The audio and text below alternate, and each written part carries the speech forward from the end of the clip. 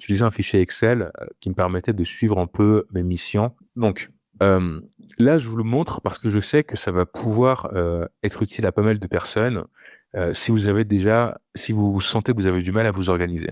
En fait, ce fichier-là, c'est un fichier où en fait je liste dans le détail, vraiment au niveau micro, les travaux à réaliser.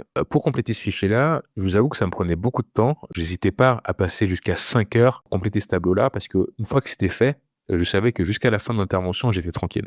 Ce que je faisais, c'est que j'ouvrais chaque fichier, chaque travaux du N-1 pour comprendre exactement ce qui se cache derrière les cycles. Donc en fait, je listais tous les cycles qu'on devait auditer, cash, fournisseur achat, capitaux propres, client et immobilisation. Et pour chaque cycle, je listais les tâches. Donc les tâches dans les cycles, souvent, ce sont des onglets où vous allez dire, OK, sur le cycle cash, il faut qu'on audite les circularisations, la caisse. Sur les fournisseurs, il faut qu'on audite les autres achats.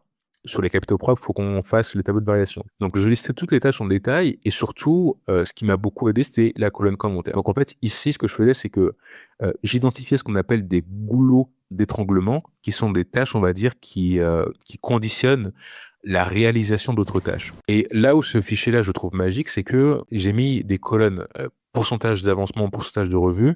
Comme ça, je sais exactement si, par exemple, le junior ou le stagiaire est en charge des ACE, je vais demander à lui de modifier le pourcentage d'avancement. Et une fois qu'il avait fini les travaux, moi aussi, je pouvais faire ma revue en indiquant ensuite mon pourcentage d'avancement. Ce qui faisait que quand j'étais avec des managers qui me demandaient, bah ok Dylan, où est-ce qu'on en est sur le job?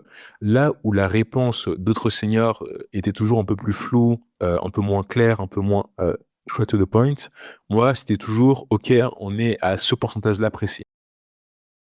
Clique ici pour accéder à la bibliothèque de l'auditeur junior. Tu vas pouvoir télécharger gratuitement tous mes guides pour réussir en audit. Les seuils, les assertions, les phases d'audit, et même des simulations d'audit à réaliser sur Excel.